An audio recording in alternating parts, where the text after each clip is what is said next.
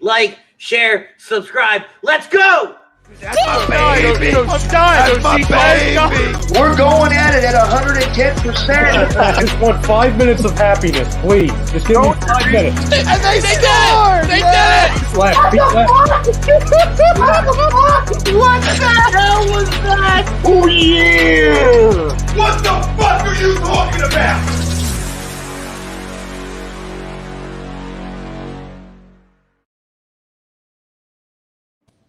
Ladies and gentlemen, boys and girls, children of all ages, it is your absolute favorite night of the week here on HUD Radio. It's Saturday night, and we've got your favorite HUD personalities. We've got the mayor of Toasty Town himself, the one, the only, my friend Butters, and I am, without a shadow of a doubt, the best there is, the best there was, and the best there ever will be. I am the Commissioner Ritz, and it is another episode of In This Very Ring. Butters, it's been like 2 weeks since we've been on. Before we tell you who we are brought to you by, brother, you need to tell me how you're doing. I am doing good. I am doing great. My vacation is over, and I go back to work tomorrow. I am very, very sad. Again, it sounds like you're always on vacation, to be honest with you. That's because most of my vacation is the first half of the year. So the rest of the year, I'm screwed. Noted. So, that being said, right, In This Very Ring is brought to you always by Body Check Wellness. Body Check Wellness is a line of products that promote wellness, balance, and recovery by using the full potential of hemp. They come in extracts, blends, gummies, and topicals. Use promo code HUD for 20% off your order at bodycheckwellness.com. Also, Dr. Paul Vidal, Specialized Physical Therapy. He's got 2 locations, Cherry Hill and Burlington, New Jersey. He's been our doc. Make him yours. That's Dr. Paul Vidal at SpecializedPhysicalTherapy.com. Our poll question today is brought to you by the Counseling Center and Sunrise Detox.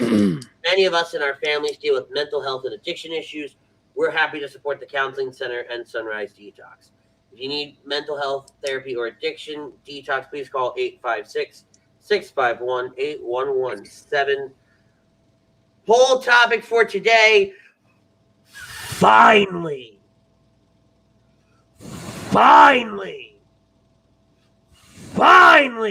the WWE is going back on the road. It was announced this week that WWE will start a 25-city tour starting July 16th, where?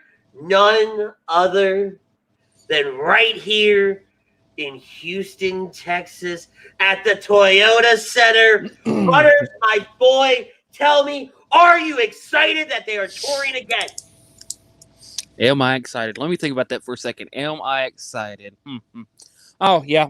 I don't know. Oh, hell yeah! I am definitely excited. It is back. We're going to have the fans. We're going to have the lights, the shows, the fireworks, the smell. It's going to be so good to have them touring again, because now maybe we can get some decent showing in progress, because as we all know, wrestling ain't the same without the fans. You need the fans to get that good. NXT showing a little better with the fans, so why not get WWE fully going with all the fans? So am I excited? Oh, yes, sir. I am excited to the nuns. Absolutely. I couldn't be more excited that WWE is going back on the road. Like, when I woke up, I had a great night of karaoke Thursday night. It was fantastic. Had a great time. I got great sleep. I woke up, and this is coming off of a fantastic day off on Wednesday too, right? First half of the week absolutely horrendously sucked. Had my day off on Wednesday. Had a fantastic spa day, relaxed. Had a great dinner with some friends. Just hung out. Watched Ralph kind of squirm during the Lakers game on HUD Wednesday night, which you can go and check back in our archives on Facebook, YouTube, Periscope, Instagram, Twitter. Or you can listen to it on Apple Podcasts, Google Play, Spotify, Speaker. Cheap plug. And then I woke up Friday morning after, a nice drunk sleep. to breaking news. WWE going back on tour. Hallelujah. Hallelujah. For the first time since March of 2020, WWE will be leaving the state of Florida. Right? Because it's not the first time we've had fans. WrestleMania was the first time we had fans. But it's the first time they're leaving the state of Florida since March of 2020. Yep. And to say that I agree to the poll is such a catastrophic understatement that, like, it just doesn't even mentally compute with me. That, like, it hasn't hit me yet. Because, again, it's in Houston, right? And tickets go on sale the 27th, which is later this week. And I've already talked to the powers that be. I'm more or less going to the show no matter what. Where I'm sitting, that's a different story. I mean, if you're not excited for wrestling, you either are a hermit or you just don't watch wrestling at all. If you're you're not excited for it to be back, to be live, to have all the fans back in the. I know it's not going to be all the fans. You know, it's limited seating, but still, Is it going to be limited seating? I don't see them doing full capacity yet. Not yet. I disagree. We're gonna get into that in a minute. Let's hit the comments real fast, and then we're gonna touch base on that because I disagree a little there. So over on YouTube, Pete Evans chiming in, yo fam. He says it's the Butter Rich show. God bless Pete. Well, add an ED to the end. You have the Buttered Rich show. Oh yeah, I like it a lot. I don't. That sounds weird. That sounds really weird. I hate that. No. That'll never happen again at all. Just saying. I was going to say you can catch Pete every Thursday night on Birds of a Feather, but fuck him. Brian Daly, co-host of the Hockey Happy Hour every Thursday night after you catch my FWO brethren Pete on Birds of a Feather. Like I said, say what's up, fellas. What's up, Daly? Daly goes on to say, I'm kind of excited. I do enjoy the live events. They're a lot of fun. Oh, now you're kind of excited.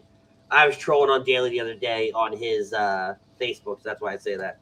And he adds, have they released what cities they're going to? The only 3 cities they have released, it's Houston, Austin, and then Dallas for Money in the Bank. It is Money in the Bank weekend. SmackDown will be the go-home show. And we're going to talk about what that means here in just a little bit.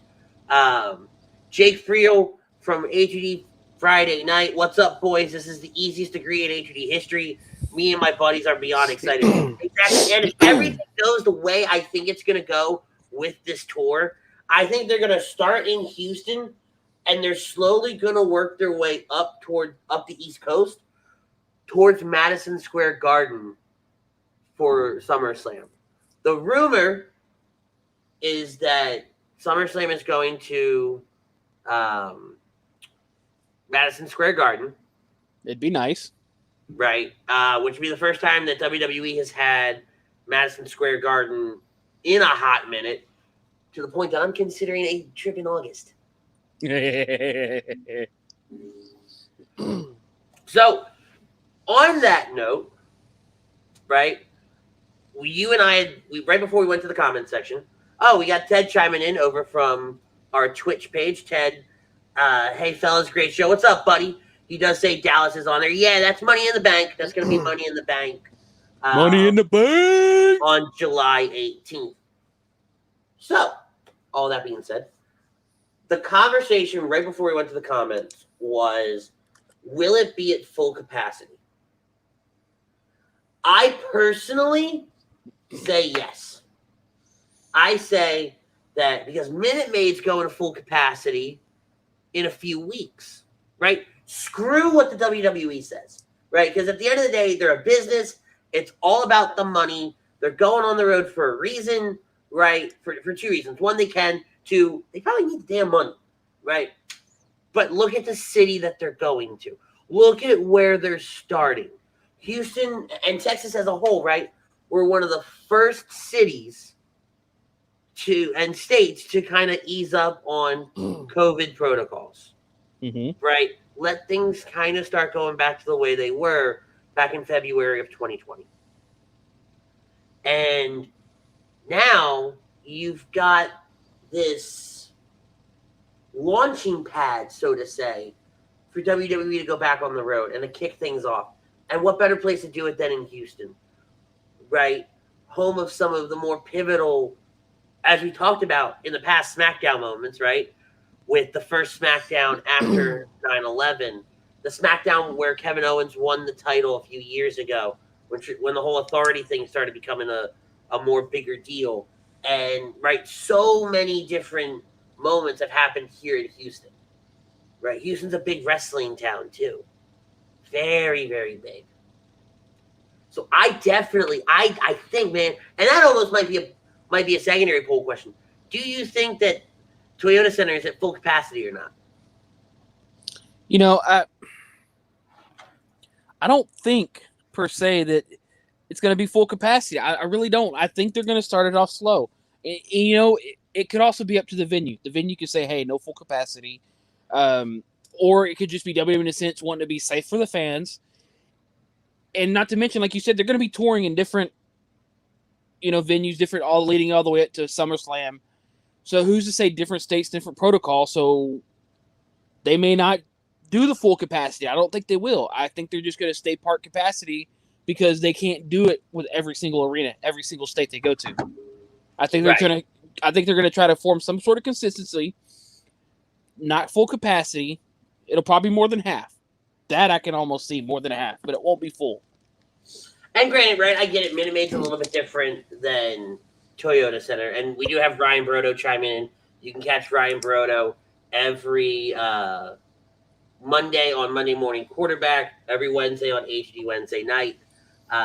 Especially now we're gearing up for the NBA playoffs, and the Sixers are in, and the Lakers are in. It's going to be fun to watch Ralph squirm a little bit. And Ryan loves the Ralph Delavecchio torture chamber in that aspect. So trust me, it's good stuff. It's really good stuff. Ryan goes on to say there's only one way to settle this: a good old-fashioned battle in War Games. Hey, let's do this. War Games is the best, sir. War Games is great. Especially after being able to go to War Games a few years ago. So much fun. So much fun. Better than Blood and Guts. No, don't get me started. Bunch of bullshit. Bunch of bullshit. It makes me mad. Hey, I just said it was better, okay? I wasn't trying to get you started, okay? Okay. Too late.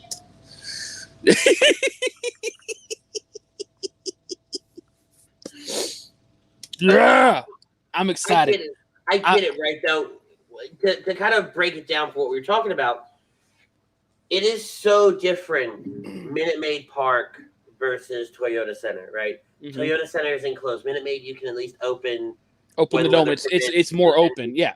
Yeah, you can vent it out. It is more open just naturally.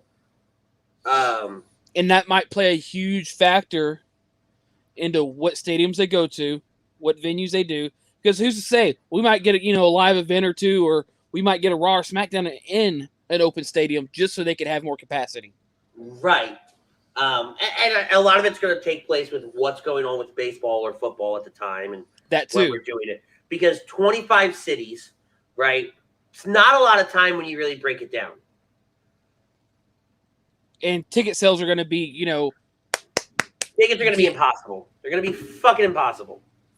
Brian Wilson from the flagship show A2D, agree to disagree, says, Wrestling Talk, what's up, guys? What's up, Brian? What's going on, buddy? Good old-fashioned wrestling. Yoo! Damn, Skippy.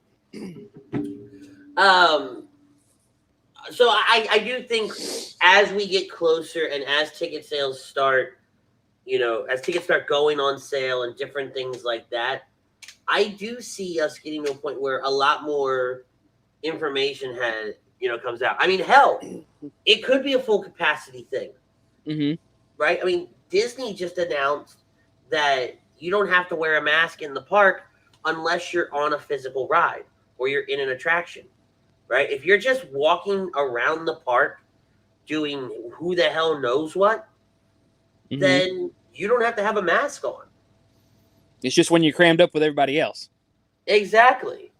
You know what? And I can understand that, and I can see it. That's all fine and dandy. You know what? It's respectable because, like like we were just saying, you're all crammed up. So might as well, if you're going to be sitting next to somebody, you're not 6 feet away. Well, let's mask it up. Let's do our thing. And I have no problem with that. None at all. None whatsoever. Even if I have to go to an event and still wear the mask because they want to be at full capacity and there's a ton of people in there, bro, I'm in, right? But just let me in, let me have my fun and do my thing. Tom Arnone, the godfather of A2D Radio, my guy. Ooh. And hi, Andy. Thanks, Tom. Woohoo! He says, to the poll, I absolutely agree. We do want to wish Tom a very happy vacation. He is on vacation, enjoying himself. So, Tom, enjoy your vacation. Get back to the fam. Tell the fam we said hello. Right. Enjoy that vacation. I know I did. 2 weeks. I'm good. Oh, we got a rare Chuck Moran sighting. One of the co-hosts of Birds of a Feather and my fellow nerd says, gentlemen, what's good? I'm excited for hashtag evolution. Oh, God, Chucks. Total side note. And again, we're getting off of topic here, but I found a YouTube channel because I go down the YouTube rabbit hole, and they do Star Wars fan fiction theories, right? And some of the stuff they come up with makes you think. So we really need to put this nerd Star Wars combined show together one day, very soon, and dive deep into this. I love the little fan theories. I love the little stuff like that. I follow a little bit of the Darth Jar Jar on Reddit. Oh dear. Chuck says, as far as touring goes, if Eva Marie's touring, then yes, I'm excited. Same thing with Alexa Bliss. I mean, duh. Come on now. Who wouldn't be excited, though? Right? I mean, we're getting, the first tour is going to be SmackDown. We're stopping it. I'm honestly shocked that it's going to be SmackDown and not their flagship show, Raw. I'm not, though. I mean, I get it that it's Money in the Bank weekend. But that's the point, though, right? Look at how they're doing it. They're doing on Friday. They're doing SmackDown TV. Dallas, I think it is for Money in the Bank. Money in the Bank, and then Austin the following night for Raw. Right? So it's sandwiched with TV on either side, Raw and SmackDown. Right? You have a go-home show, you have a pay-per-view, and then you have your very first follow-up show. Right? Rather than a go-home show, NXT that's, still, they're not touring, right? They're still going to be in the Capitol Wrestling Center. Yep. Then a go-home show, then Money in the Bank. Right? You're going to carry that wave of excitement of, all right, cool, we got fans back. Ah, yeah, woo! Right? Fans, then more fans. It makes sense when you think of carrying that energy. Yeah. Carrying that excitement. And like I said, a little bit, let's break down before we start breaking down WrestleMania Backlash and the dude. I've got and this week of wrestling.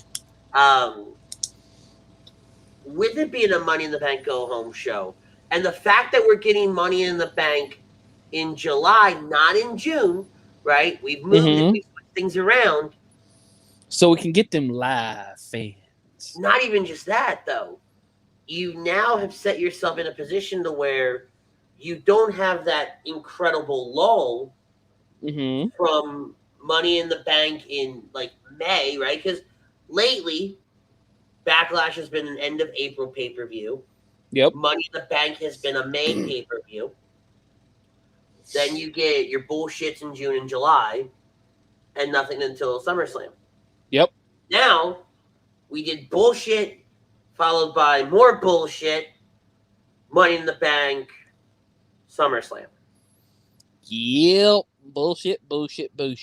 Right? So it does bring a lot to the forefront of how is the story going to change, of what we're seeing now, how things are going to play out at Hell in a Cell. And it could kick off a new season, so to say, for the WWE, right? Yep. Because we've talked about it. Chrome and I have talked about it. It's always been a topic of conversation of this time in pro wrestling is like the off season, right? You're coming off the Super Bowl. Like, let's put it in terms that the fam at home understand.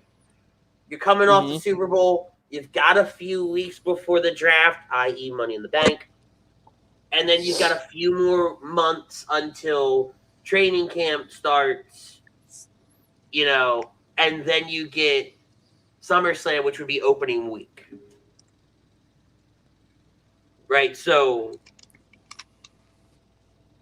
that's where I see kind of the of things going, where now you have a transition to where, and I don't know a sports analogy, right? But a lot of it makes me lean towards like basketball or hockey, where it seems like as soon as they end, they're starting back the fuck up again. It's just a never-ending vicious cycle of the snake eating its tail. What kind of weird, fucked up Animal Planet stuff are you watching lately? I'm actually not, surprisingly. Okie dokie. I'm usually just watching Star Wars, a little bit of YouTube clips here and there, because I could get deep off into the rabbit hole on YouTube for some damn reason, and it doesn't stop. YouTube? Yeah, it sucks. Yeah, it doesn't stop. And 3 hours later, I'm looking at the time going, what the hell have I been watching? 3 hours later, it's 4 a.m. and you're like, fuck, I have work in a few hours. Exactly. Frank Vespi says, will you be doing a Double or Nothing preview? We might. He asked because he'd like to throw his 2 cents in on it. In order to ride the ride, it is a 10-cent minimum. And everything increases in increments of $5. Oh, so you're that cheap, 10 cents, huh? But then it all goes up $5. I'm a Jew. I want my money.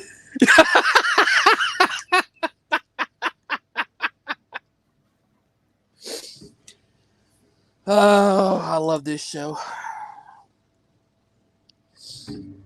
Of course you do. Why? Because I am a talk show god. Why did I know he was going there? Why did I know? I'm in a very, very, very good mood. I didn't fight anybody today. I sold a bunch of cars. So hey, that's good. No fighting. That's good. Yeah, but that means you're going to get a lot tonight. Oh, boy. I can't wait. I can't wait to see you weigh in on certain things, because I know your punk ass is going to open your mouth. Hey, you don't want me to weigh in, okay? I did that on Monday, got some blood drawn. I weighed in. Doctor told me I was fat. That's all that matters. You don't need do what I do. Don't go to the doctor. You understand you're fat, and you keep on living. Wasn't by choice, okay? Ted says, more Vespi. He's got Randy Savage charisma. Hashtag Team Frank. Whoa. The only teams that are around here is Team Ritz and Team Butters. Exactly. So, booyaka. Booyaka? Why not? It's wrestling related. It's booyaka. Booyaka, bookuka, poo, poo, I can't even speak. I can't even speak. That. I wasn't trying to finish anything. I was trying to. Just still doesn't matter. Booyaka, booyaka. It doesn't matter. Okay. Brian says, "Hello, Frank." Lordy. And then he goes, "What team? War Games." Why not? I'll get in the ring once. See War Games. You know what? I think we might have to give Ryan some War Games. We'll talk some War Games in a few months. Yes. Hey, look, it's one of the boys from A2D's Monday night show, Flight Zone, Evan Taylor, saying, yo, what's up, Evan? Guys, if you're not checking out Evan and Jimmy every Monday night, these guys bring you an awesome insight to the world of basketball, baseball, football, even a little hockey, right? You got to check the boys out every Monday night. Shut up. Every Monday night here on A2D Radio. All right, let's get into it. We've talked enough about WWE going back on the road. We're going to talk about it more as the weeks develop, as we go through the motions, and we get closer and closer and closer to July 16th.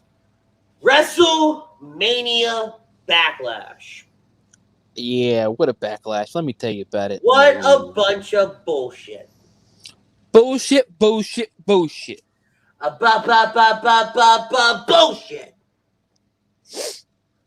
Yeah. So, before Backlash, and I brought it up, and we were going to do a show. Ryan says he just watched War Games. It's a good pay-per-view. I guess that's one reason to be hyped. Yeah, I mean, hopefully we get more flying trash cans this year. Oh, so good. But I don't remember. I think I brought it up. I brought it up in our chat last week in our wrestling, our A2D wrestling hosts on air chat where we do our brainstorming and we talk throughout the week and everything like that. And gearing up for last week where we were going to do a show, but then you were having your anniversary and everybody else was kind of preoccupied. And by the time you messaged me to say, hey, I can still do a show, I went ahead and made other plans because I couldn't get a co-host. So we opted not to do a show. But one thing I wanted to bring up was the fact that Friday night, 2 nights before WrestleMania Backlash, you give me a WrestleMania rematch in Shayna Baszler and Nia Jax defending the women's tag team titles against Natalya and Tamina. And then you get, and deservedly so, right? WWE posted this 8-minute video on their Twitter today, giving you some behind-the-scenes looks of Natalya and Tamina going into that match and after the match and winning it. Aside from Natalya pissing me off, and I can't understand the over-dramatic emotion of Natalya, Tamina's portion of that was good. And it's because, her father before her, she's now a tag team champion. But oh, come Tamina, on! You telling me that if you weren't following your father's footsteps, you wouldn't be emotional? Wrestling wise. I was gonna say we're not having that conversation. No. I'm talking wrestling. I'm talking wrestling wise. That's why I had to bring it up. That's why I said it. What I said. Wrestling wise. No, you wouldn't be just a little emotional. I don't think so. If your father had passed away and you became a tag champ like your father before you. But because here's why. Here's why I say no.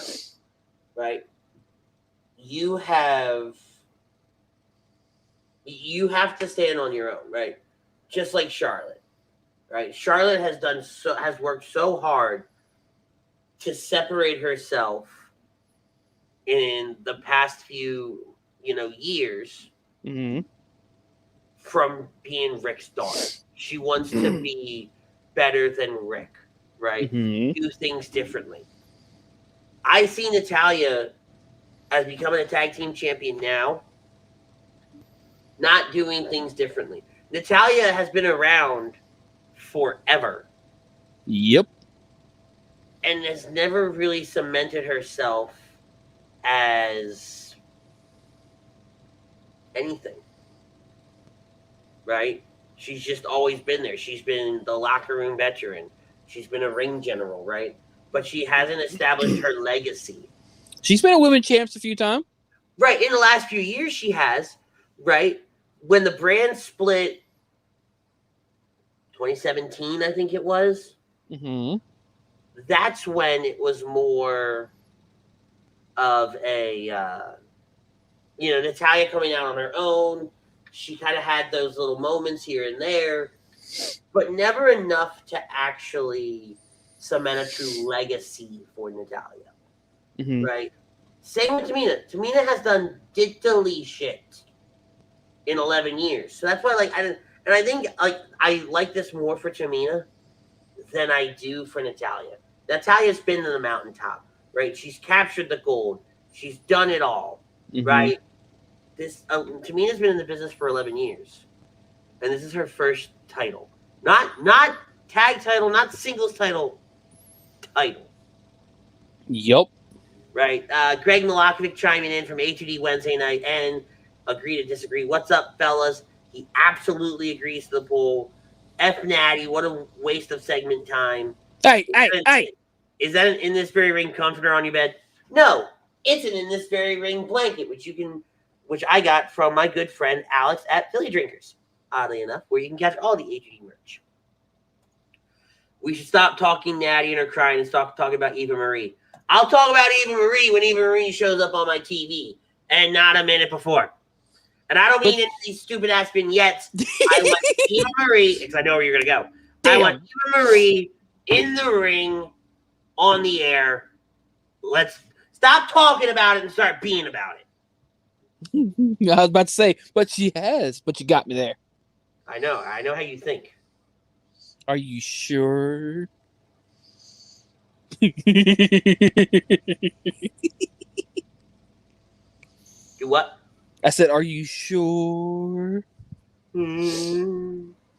Hey. Mm-hmm. Hey, I saw that. What? Exactly. So let's talk about WrestleMania Backlash, though. And again, great for Tamina. I don't understand why you don't move that match to Sunday. Well, and I said that the last time we did a show. I didn't understand why you're going to put a match like that on the go-home show before Backlash, before a pay-per-view in general. Why would you put something like that on there? And then you, like you said, why would you have them win it the night before, 2 nights before Backlash? It makes no sense. You just wasted free money. You really did. Now I get it, right? You are you do have TV shows, right? But you're a wrestling company. It's not like when WCW, who was technically a television company, go listen to 83 Weeks with Eric Bischoff. They were a part of a television company in Turner, in TBS and TNT and all that. Turner was a television company. So doing a match like Hogan Goldberg in the Georgia Dome on a random fucking Monday night, that made sense, right? Because you're on free TV because you want people to watch your television program. Yep. Having the women's tag titles change on free TV doesn't make sense to me. Not when you're doing a program called WrestleMania Backlash 48 hours later. And these two bitches lost at WrestleMania 4 weeks prior. And that's another thing. You give others a shot, and others a chance at the titles. They don't win it. You give it back to Natty and Tamina. Give it to them. When's Lana going to get her due? A lot of people felt like she deserves it at least once. Do y'all not think she's supposed to feasibly be able to beat Nia and Shayna? That she can beat Tamina and Natty? Yes. Is that where you're trying to go with this? Get a more slimmer, trimmer, easier to beat tag team for Lana and Naomi to beat? I mean, if that's the case, then why? I don't know. It makes no sense to me. I think the Lana Natalya storyline will be so much better than the Lana. You missed your opportunity having Lana take the title off of Nia and Shayna. That's my thing. But the ultimate revenge. But look at the story now. You can tell Natalya and Lana, Tamina and Naomi. Right? The old school Team Bad, right? From the Sasha, Naomi, Tamina days. And then Lana and Natalya, the friendship that they have. It can really build to something. I hope so. I hope to God so. Right? Because I'm sorry, I love Lana, I love Naomi. You can't book it to where they beat Shayna and Nia. Tamina and Natalya are the only two, regrettably, that you could have booked to beat Shayna and Nia with what you have on the roster. Yeah. Holy hell, Ralph Delavecchio's here. He says, we need Nia as champion again. Ralph, you had your shot, buddy. Greg says, Lana Day. Lana Day. I'll take a Lana Day. Ted says, Lana, she needs to go through 100 more tables before she even sniffs the title match. I disagree. I think, and right, we always shit on Tamina, we shit on Natty, right? They've paid their dues, right? Yep. They have, when you take out everything, they've worked very hard to get where they're at, right? You can only do so much with creative. Now, yes, some of it is you just suck at certain aspects of what you do. That's okay, right? Not everybody's perfect, right? Right? We're not perfect at doing these shows. Oh, no, not by far. There are times where we get off the air and I look at you and I go, what the fuck was that? What did we just talk about for the last hour and a half?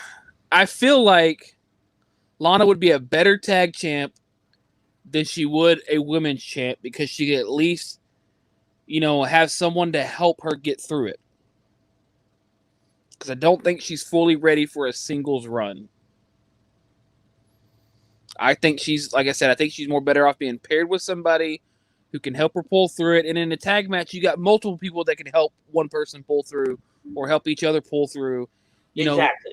So I feel like she's better off running with a women's tag title than she would be a women's title. Just for the simple fact, I don't think she's ready yet for that women's run. I just don't think that, given the caliber of athlete that you have in the singles division, right? Lana doesn't fit I don't want to say the criteria, right? But Lana doesn't fit the mold just yet, to your point, right? And I'm not saying you're wrong. Yeah, no, I get what you're saying. What they need to do with Lana is keep honing what she's got. Let it be like a Jimmy and Jey Uso thing, right? Where they were tag team, they were tagging together, and they were working through their styles and their individualities, and then they were able to break off and have these singles matches. And Jey was able to hold his own, in a singles run with his cousin, putting Natalya with the title right now.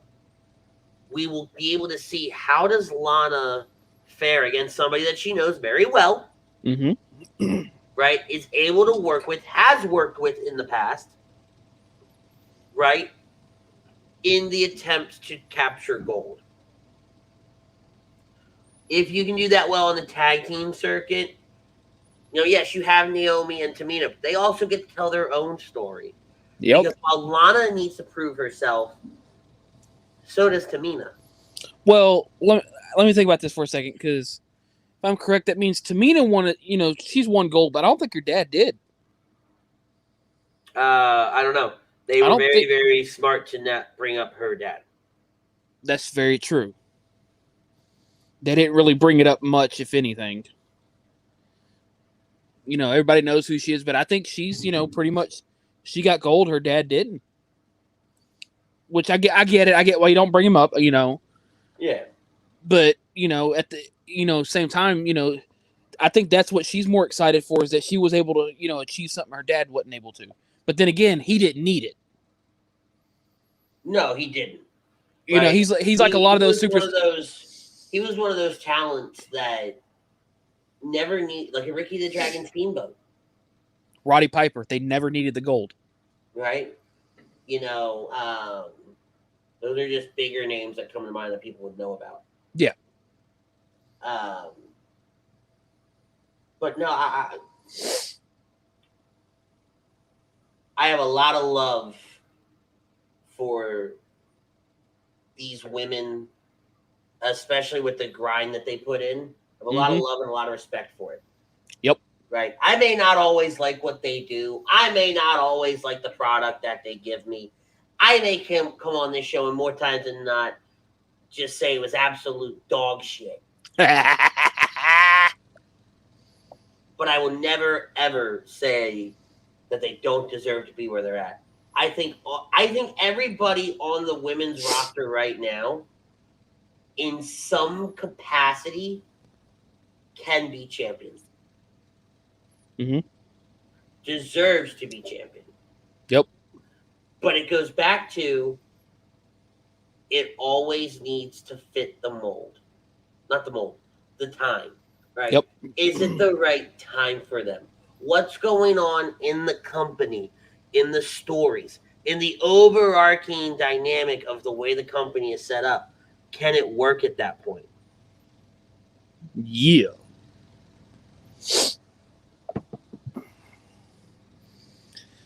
Oh boy. Are we really avoiding Backlash that bad? Yes, we really are. I just spent the better part of 20 minutes talking about Tamina and Natalia. You ever thought you'd hear those words come out of your mouth? No.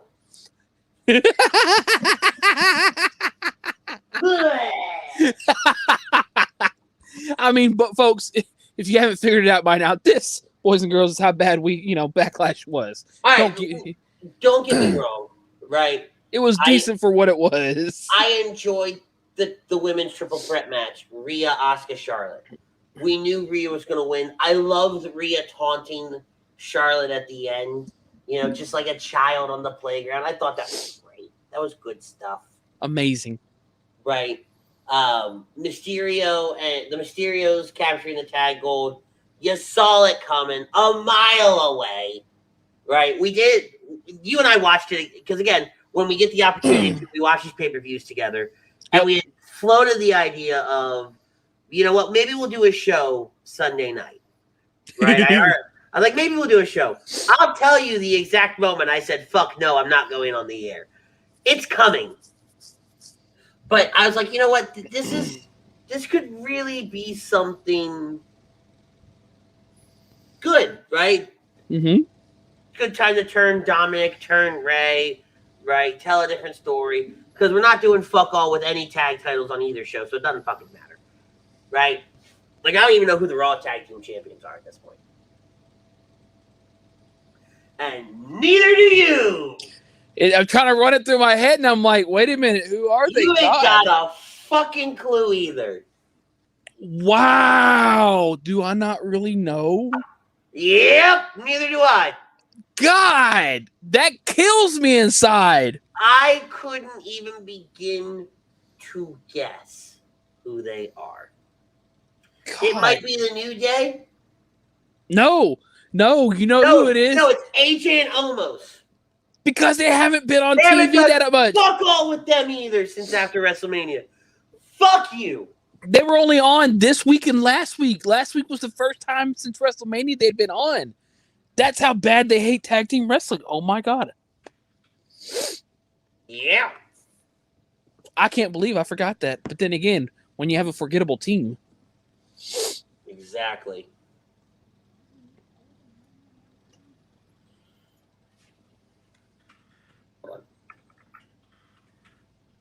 So, I thought this was a great time to do the turn, right?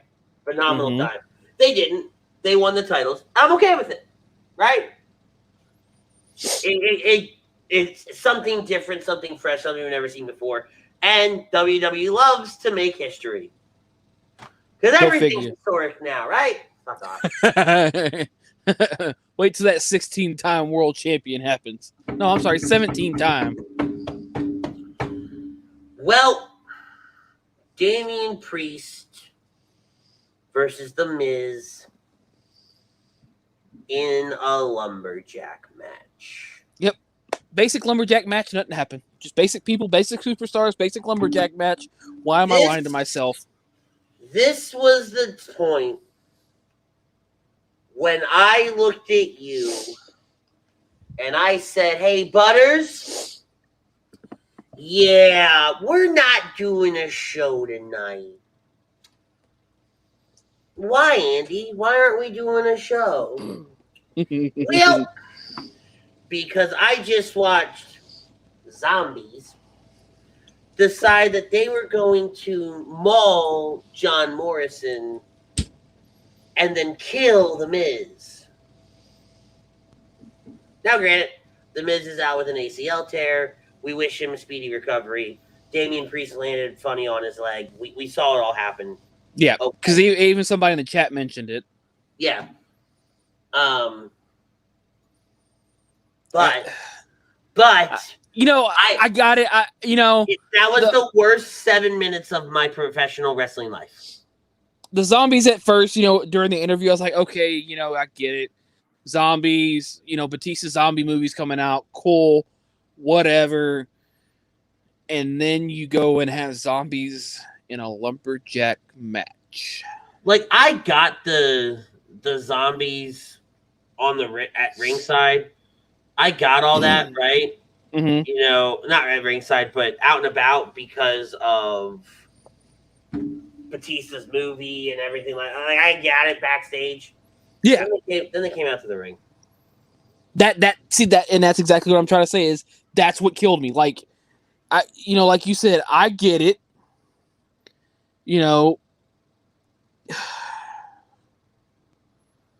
I get it. I understand. It's zombies. It's cool. Cool. No. I'm not talking about the ringside thing. I'm talking about beforehand. Zombies. That's cool. But like you said, the moment you bring them out to the ring, the moment you have them added to this match as lumberjacks, is the moment. I mean, creative. I would turn the goddamn thing off.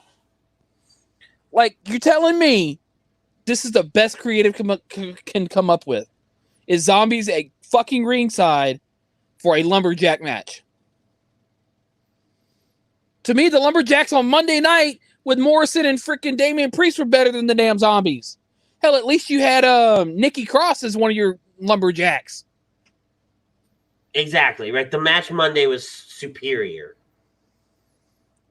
And what's even funnier is I'm trying to find the tweet, but people were trying to blame Batista for the zombies happening at ringside. Well, but that's because the internet wrestling community are a bunch of dumb fucks. And he's like, whoa, like, not me. Blame Vince, blame WWE, not me. Bunch of morons. All WWE did was see this as an opportunity for more money. They seen this as an opportunity for such good shit. Well, but all right. I'm okay with WWE doing the cross-promotional stuff, right? Because, again, it's a business, right? I'm okay with them incorporating the zombies in some aspect. It's not something that we haven't seen them do before, okay? Correct. Now, the zombies being the lumberjacks, well, I'm going to hit somebody with a brick. Please do. You know what? Let's just go into the creative room and hit everybody in creative with a brick. It's going to be a cinder block to the throat. We'll bring a cart of cinder blocks and go to town. I'll hand them off as you throw them. Now, I can just see it. Yeet. Yeet. Yeet. Yeeting cinder blocks. Come up with something more creative, bastards. Yeah. Yeet. So, you go from one pile of shit to actual decency in Bianca Belair and Bayley. I thought they put on a great show, but again, Bianca retains the title. Bobby Lashley, Braun Strowman, and Drew McIntyre, another phenomenal match, but Bobby retains the title. And then Roman and Cesaro. Mwah, mwah, Loved this match. Like, you want to talk about taking a pile of shit in WrestleMania Backlash as a whole. Match of the night by far. And really, right? It's just because of the zombies, right? The wrestling was great. Everything was super predictable. And dare I say, this was predictable too, right? We knew that Roman was going to win, but they were able to tell a story that, hey, you know what? If somebody's going to beat Roman, it just might be Cesaro. And Yes, sir. And we brought it up in the when we were watching the show together that Roman has had to choke everybody out since he's turned heel. Mm-hmm. He has not, with the exception of maybe Jay, and I have to go back and look at all of his matches in more detail, but all the ones that I remember that stand out to me since his return, his heel turn, this championship run that they've given him, he's choked everybody out. Just WrestleMania, I think, is the only one that I can remember that I don't remember seeing him choking anybody out. He's had to choke everybody out. He can't pin them. He can't beat them to keep them down, right? So what does this say about Roman? Is that the flaw in the armor? Mm-hmm. He's not the same Roman he was, where the What spear happens, and the Superman punch could get the job done. What happens when you put Roman in a match that the win is by pinfall only, or by escape, or by some other means other than chokeout? But that, unfortunately, there's no match that calls for that. Other than a match that has a ban on submission holds? Yeah, but... But yeah. I get where you're going from, right? But now we're creating the scenario where it guarantees Roman essentially losing the title. I wouldn't say it guarantees, because then you got to see if Roman can do it. And then you make Roman do it, and that just lets Roman brag a little more and more. Until you pop that bubble, say, SummerSlam? I think Roman... Madison Square Garden? Who wouldn't want that bubble popped right then and there? I reserve my right to say when Roman's going to lose the title until after Money in the Bank to see who wins Money in the Bank. Because with them shifting everything, I think something's going to happen that's going to really turn the tide for the rest of the year. I think something's going to happen at Money in the Bank that's really going to make everybody go, whoa, wait a minute. What's happening right now? A solid return. Jimmy winning Money in the Bank. Yeah. Jay winning Money in the Bank. Cesaro winning Money in the Bank. Exactly. Right? Because Hell in a Cell could be that blow off between Cesaro and Seth. In a Hell in a Cell match. Because we're setting up for Cesaro Rollins yet again. Exactly. So there's a lot to it. There really is a lot to it. So I reserve my right on that one, man. I really do. I think the more I think about it, the more I say it out loud, the more I truly believe that they're gonna capitalize on the shift. They're gonna capitalize on fans being back, and they're gonna make Money in the Bank one of the most important pay-per-views of this year. Right? Yep. Everybody said there's been the big 4+1 with Money in the Bank, right? Mm-hmm. Being one of those. I think Money in the Bank is gonna really, really stand out. And because now you get your crowd back, so you're gonna get that pop. You're gonna get that. Did I fuck up or did I do good? Yeah. Because honestly, and this is how I can see it, and this would be sad as hell, but they pull a Daniel Bryan 2.0 with Cesaro.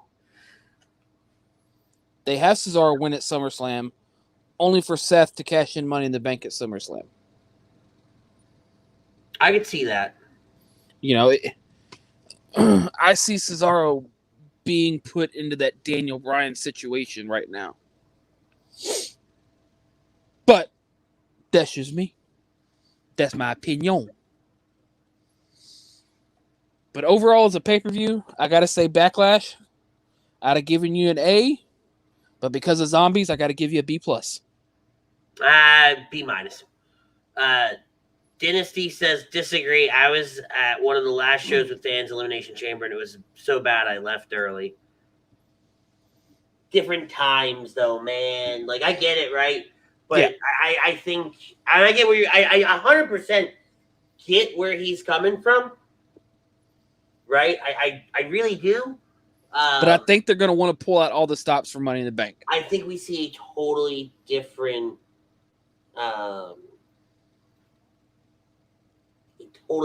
WWE with fans. I hope so. I hope we see something different. I hope, we see a whole new breed rise up, a whole new aspect of storylines. I didn't get to read it, but I keep seeing the article pop up. It talks about do certain people need a brand change to make them more, to make the shows more pop. The two faces on that article were Bailey and Drew.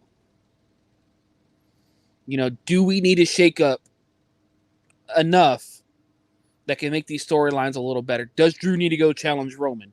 Does Bailey need to go over and challenge Rhea? No, I say no. And here's why. A lot of what we've had has felt very stagnant because WWE hasn't really wanted to pull the trigger on a lot of big moments. Because of no fans. Right? I think that's why, dude, I'm telling you, there's something inside me that says Cesaro gets his big moment. I hope so. 25-city tour. I think you get to see a lot of people react to a lot of different things. Excuse me. There is something inside the core of who I am that says in this 25-city tour, which call it 2 shows a week, that's 12 weeks. So that's 24 shows plus Money in the Bank. All right, screw it. That's 12 weeks, right? Mm-hmm. Ish. Give 10 or take. To 12, depending Give on or take. Money in the Bank, SummerSlam, fuck it, right? And that's a lot of TV. A lot of That's TV a lot time. of programming. That's a lot of opportunity to really say, hey, you know what? Back in March of 2020, we pumped the brakes. We pulled the e-brake, and we ran very, very safe for very, very long. We took some risks. They didn't always pay off. We had a lot of trial and error time, but now we're really going to get back to this is going to make people pop. We need to make people cheer. We need to get people excited, right? Because if this 25-city tour goes well, then we do another tour. And then we do it again. And then we go again. And we go again, right? And it's just going to keep compounding and keep doing what it's doing. So, not to go back to the poll again, but the excitement's real, man. The excitement is so real. Yippee! Oh yeah. Woo! Like it's like I could literally do a show on the ramifications of just bringing back fans. Right, but that's not why we're here. We already did that part. WrestleMania Backlash, fuck it, we're done with it. I did like the Cesaro Roman match. I thought that. No. By far to me, that was best match of the night by far. They opened it up with, the pre-match, was the Sheamus versus Ricochet, which I watched it. I liked it. I missed it. I haven't gone back and watched it. Ricochet did a hell of a job. It was a good match. But by far, match of the night, I had to say, was the Roman Cesaro. Mm-hmm. With no interference from anybody. And it just showed off a hell of a match. And I think the fans would have approved if we had fans in the stands. Agreed. Which is what we're going to get in a few weeks. In just a few weeks' time, boys and girls. I'm so excited, and I just can't hide it. Sorry. Fucking crazy. Oh, boy. Honestly, there's not a lot to talk about from Raw. Your big highlight is Kofi Kingston pins not only Randy Orton, but also Bobby Lashley in the same night. I kind of hope to see a Hell in a Cell match. Not in Hell in a Cell, but, at Hell in a Cell, see maybe Bobby versus Kofi as kind of just a match to have. I could see Kofi being in that next contender role, right? Let Drew and Braun take a back seat. Let them do their thing. Let them figure out what the fuck we're doing. And let Kofi kind of take the helm for a little bit against Bobby. Let them fight it out in the number one contenders match in Hell in a Cell. I mean, because Kofi and Bobby can put on a great show. Yep. Right. Kofi and Bobby can talk, but then you also have Xavier versus MVP on the microphone. Exactly. Right? That tells such a good story, and I like that a lot. But like I said, not a lot from Raw. Again, we're in a very stagnant time with WWE programming. They're saving up. They're saving up for Money in the Bank. We're going to see them do a lot of very, very safe things leading up to this tour, right? I think we go to Hell in a Cell. After Hell in a Cell, there is something inside me that says we're going to have a WrestleMania-style build up to Money in the Bank. I would expect it. I hope to see it. We had better get it. Mm-hmm. We're getting the fans we want, the fans we need. Moving to NXT. Great NXT this week. It was, and I got to go back and watch it in its full entirety.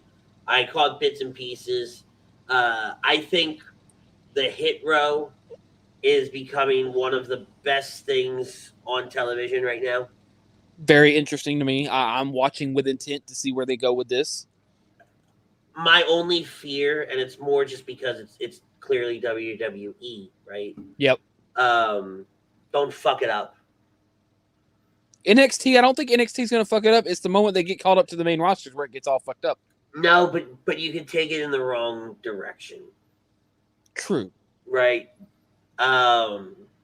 Bronson Reed.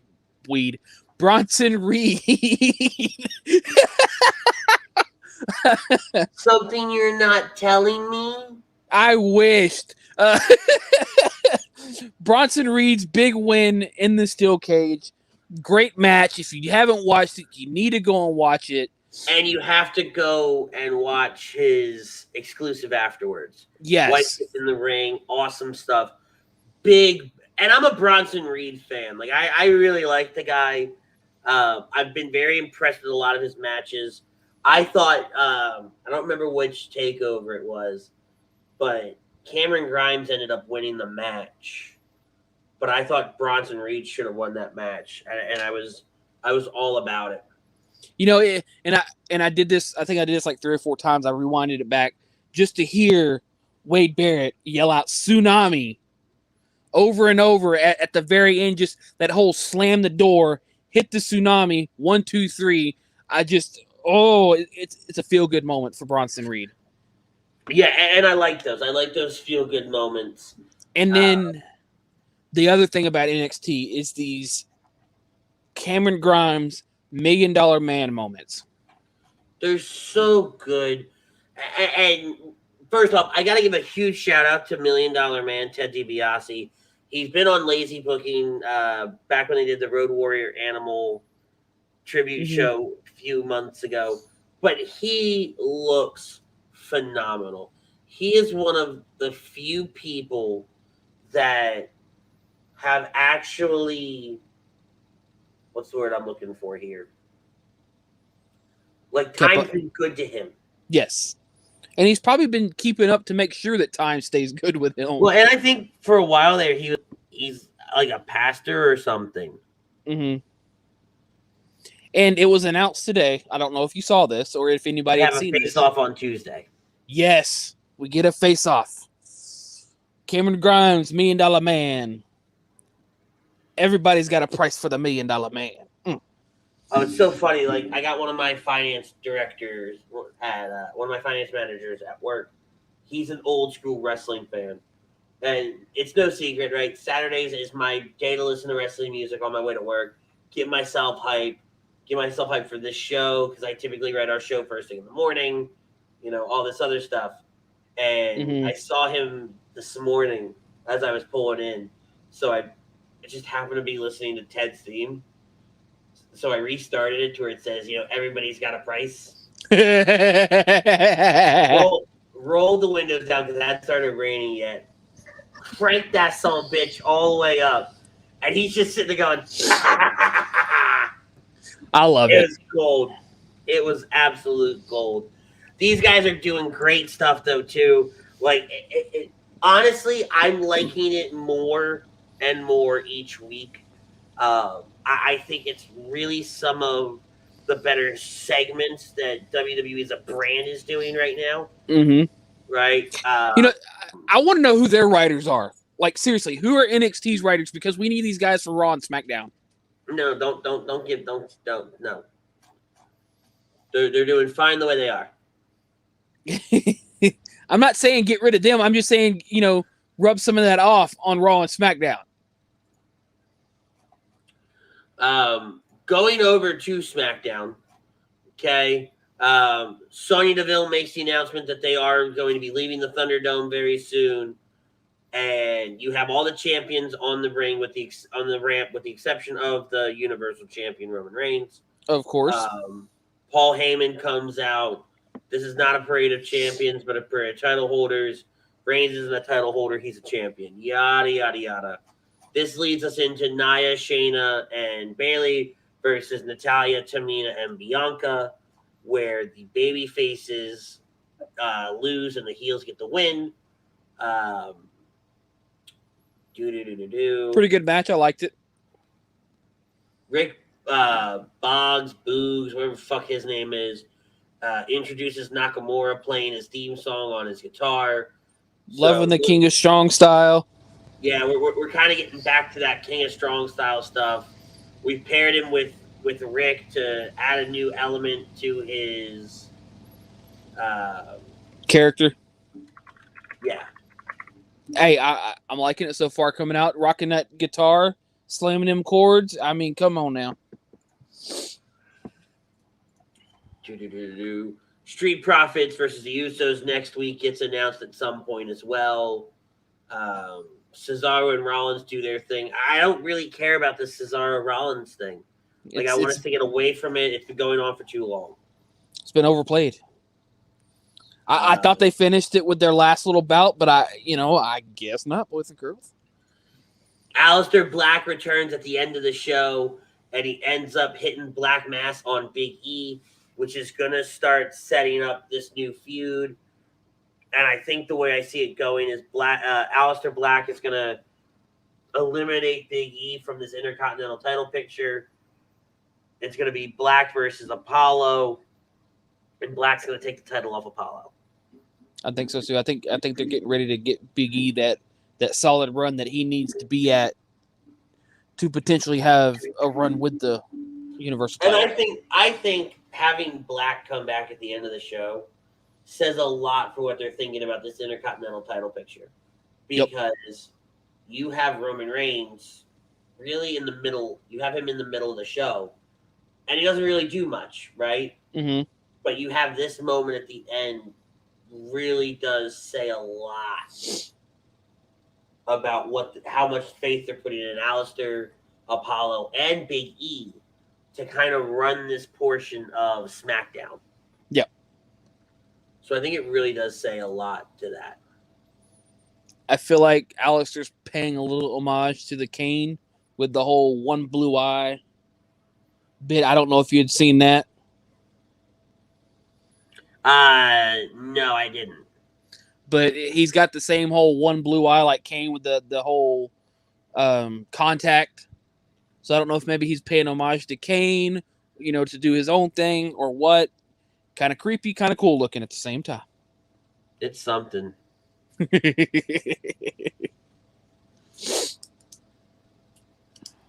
Wrestling as a whole this week.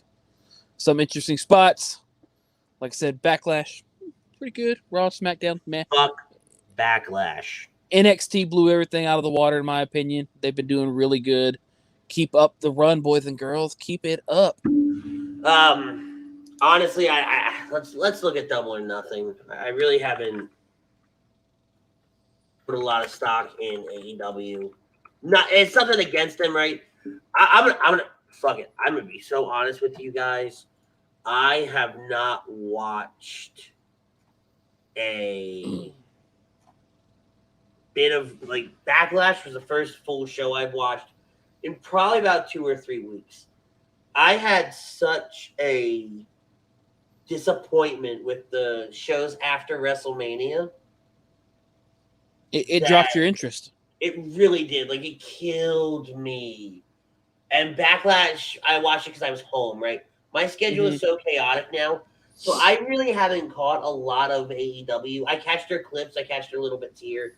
So I've said it from, because people will call me out and say I'm only a WWE fan and I don't give AEW the credit that they deserve, and this, that, and the other thing. And let me set the stage and settle everything for you, okay? I have appreciation for what AEW does. I think the in-ring work by everybody is phenomenal. Okay? Some moments are more why than others, we'll put it that way. Okay? The promos that they cut, and especially what Eddie Kingston's doing right now, some of the best promos of this guy's career. Right? I think the promos are really good. I've said it a million times. I absolutely fucking hate that everybody's in their own goddamn faction. Okay? It fucking pisses me off to no end. You know, but I digress. I've been somewhat keeping up with the product. You know, I've been somewhat watching, like, you know, this past couple weeks I've been on vacation, be able to kind of just keep up a little bit. You know, this past week, Eddie Kingston and Jon Moxley stealing the Young Bucks shoes. That's hysterical to me. Like, I'm like, really? It's great. It's great show. You know, what, you know, they doing with Omega versus Pac and Orange Cassidy here soon. Well, and here's the thing, though. Like, look at each individual character. Pac, Omega. Omega's pissing me off with this whole title thing. Let me say what it is. I don't like Don Callis. So anybody attached to Don Callis just pisses me off. Well, I think we're going to see a lot more of Don Callis with AEW since he's no longer whatever his title was in TNA.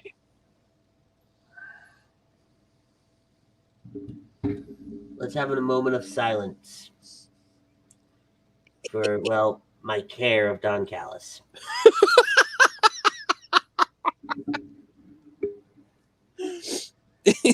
Oh, God, I don't know why, but something about that man just irks me to my core.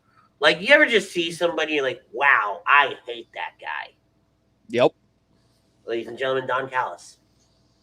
Hey, the match I'm more excited for the AEW Double or Nothing would be Miro versus Lance Archer. I feel like these two are going to put on a match that is match of the night quality, maybe a match of the year candidate. Because these two can go at it, and I think it's just going to be gold, solid match gold. And big shout out to Miro for capturing the TNT title. Right, I think that's fantastic. And supposedly, once they go to TBS, they are still going to call it the TNT title. Correct. Well, fuck it. Of course you are. I could see that title moving back to the TNT show, and becoming like the big title for that show. Yeah. I think Britt Baker walks away with the title at this point. I do too. I think it's about time. I've been a huge Britt Baker fan. And I think what killed me about their women's division is they didn't put their money in. They didn't put their stock in the horse, or however the saying goes, right? Mm-hmm. They brought in Britt Baker. She was supposed to be the headliner of their division. And other than some decent, segments and things like that, you really haven't done anything with her. No. Right. She was injured for a moment at right there near the beginning. And I get that. That's understandable. But like you said, they really haven't done nothing till now. Now, all of that being said, can I tell you who I absolutely just don't care for at all? Please do. At all? Please do. Hangman Adam Page. Really? Tell me why. Ain't nothing but a heartache. Tell me why. Ain't nothing but a mistake. Shut up and get back here. Oh, Lord. Did you really think I wasn't going to take that opportunity? No. Actually, you know what? I should have known. I should have known better. It's you. I should have really, really, really known better. Why do you think I've never used the phrase, let's get down to business? Because the appropriately followed up phrase should be, to defeat the Huns. What? I'm in a good mood. I love this show. This is why we do this show. I love it. I don't know. I'm interested in the Stadium Stampede match. I feel like it's going to be a lot. Let me explain my hatred for Adam Page. Okay. When they were doing the whole drunken cowboy thing, that's where I lost interest in him. Honest to God, that's when I said, you know what, I'm done here. But he was a sad cowboy. I don't care. He had to get out of that rut. But I don't care, right? Like, yeah. I think he's a good in-ring performer. I won't take that away from him. Mm-hmm. But I just piss off. He's the saddest bunch he's one of the saddest bunches I've ever met. See what Frank and I did there? Oh, dear God. All right, boys, we've officially become a Disney Channel, I guess. He's a spineless, pale, pathetic man. No, I'm kidding. I'm kidding. It's called In This Very Disney Channel now. Hey.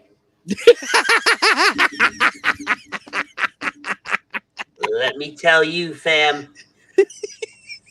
We can make some of that happen.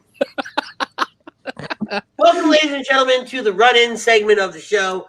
This show is sponsored to you by Alan Foy of eXp Realty. If you're looking to sell or buy a home for a changing career brokerage, contact Alan Foy of eXp Realty, LLC at 302-682-8820 or visit him at alan.foy@exprealty.com. So, in the run-in segment, that's when shit like this happens. But, I'm more interested in the Stadium Stampede match. Because last year's was good. That whole Blood and Guts was a whole BS match. So give us a better match with this Stadium Stampede. Please, for the love of God. You mean Great Value War Games? Yes, Great Value War Games. Dear God, I've never seen a worse Great Value brand than... Frank Vespi says, a new DCOM, which for those of you that don't know what that means, Disney Channel original movie. Butters, the musical. Oh my God. Oh my God. Oh God. Welcome to Toasty Town, boys and girls. Welcome to Toasty Town. It's the start of a brand new day. No, see, that's not a Disney Channel original movie. That's just going to be some Disney Channel shorts. Like Salute Your Shorts? Hell yeah.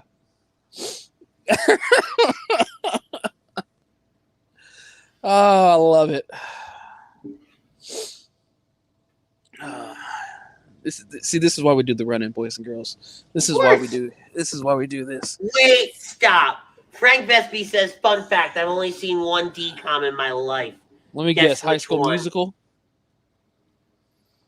All right, so is that the one you're going with? You're going High School Musical? Sure, I'm just gonna go High School Musical. I gotta think of. I have to think Frank though. I have to do the very very dangerous task of thinking like Frank Vespi. Hence why I said High School Musical. No. I feel like Frank would be Halloween Town. Eileen Halloween Town. I could say Xenon, Nah. but for some reason, Cadet Kelly comes to mind. Oh dear Jesus. Tell me, Frank, which one is it? Butters, you're wrong. Inquiring minds want to know, Vespi. We can't have dead air though, but damn you, Frank! the Stadium Stampede match I'm excited for, but I'm also hesitant for. Because it's the Pinnacle versus the Inner Circle. And we've already seen it. I'm apparently wrong as well. So, Frank, this is the part of the day where you tell us what movie it is, you yuts. You putts. Yuts, not putts. Whatever. Putts, yuts, duts, nuts. I don't know.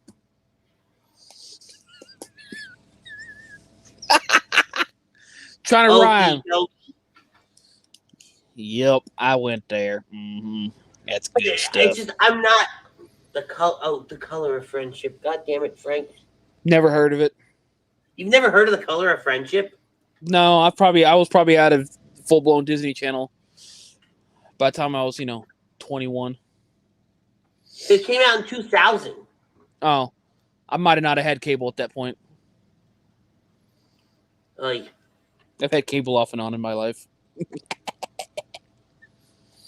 But what can I say? Stadium Stampede, last year was good. I just hope they don't screw it up somehow this year. Because they screwed up their Great Value brand War Games. I don't even know if you call it Great Value brand. What's worse than Great Value? Dollar General brand? Maybe.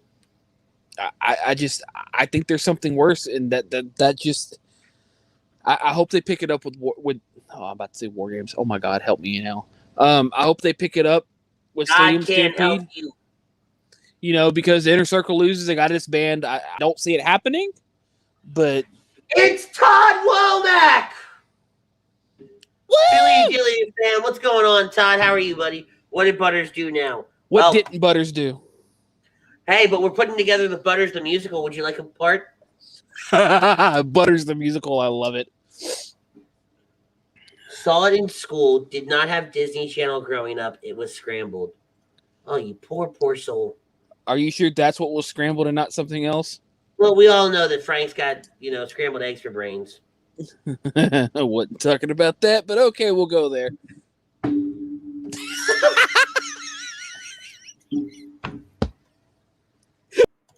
Nope. No. I don't know where he was going with that, but this is a relatively family-friendly show. Well, if your family lives in Philadelphia, you grew up like I did. I wasn't going to say anything. I will stop in there. Don't worry. You alluded to it. Not everybody's going to get the answer, okay? You might get a couple people that know. Mm-hmm. Besides, it ain't that bad, boys and girls. Mm-hmm. Speaking of bad, have you seen The Bad Batch, boys and girls? Yeah, something tells me you're going to watch it once it's fully out, aren't you? Well, I won't lie to you. When the Bad Batch episodes of the Clone Wars happened, I wasn't they did nothing for me as characters. Loved them as characters. I didn't. Right? It made me wish 99 was still alive. To kind of be with them. Because the 99 character, to this day, the death of 99 gets us all? Yeah, I know. Eats away at my soul. It eats away at everybody's soul. What are you talking about? What the fuck are you talking about? Who? never mind. No, but as a whole, as characters, I love the Bad Batch. They were crazy. They were psycho. That might be why I like them. Oh my god. Very possible. You know, their style of fighting was great. It was head on, run in, get it done, and you know. And then the first 3 episodes I've seen have been great. You know, it's a crazy show. Can't wait for the next one. Plan on watching it later. It's out. It came out today, so I'm excited. No, it came out yesterday. Still excited. I might even watch Batista's new movie since it's out today. I heard it's not great. It's a zombie movie. What'd you expect? And it's on Netflix. Most cheap zombie movies on Netflix aren't really that great, but they're good to be because it's a zombie flick.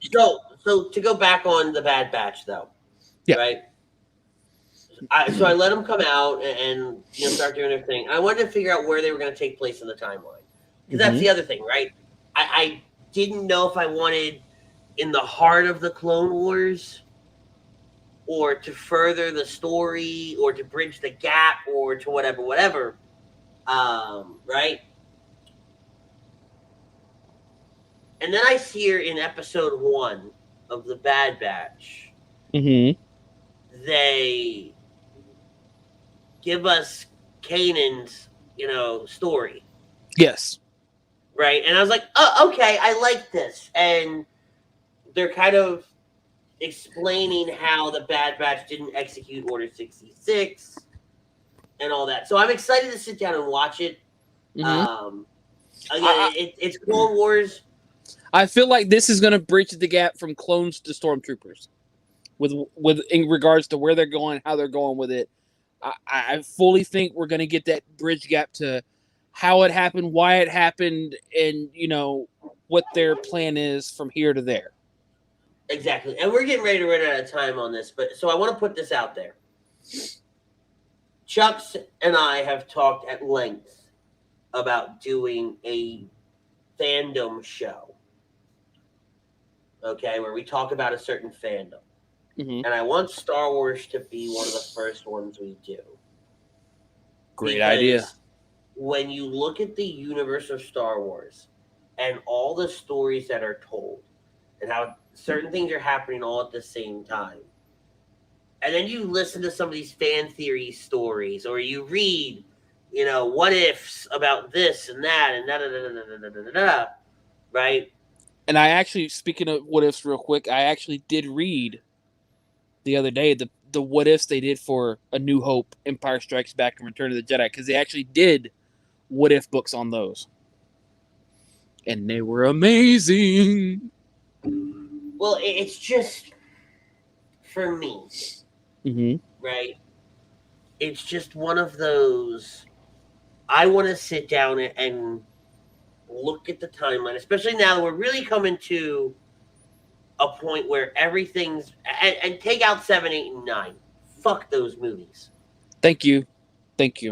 Right? For right now, fuck that. Because that's honestly a different story. We're telling a different story than what you have with 1 through 6.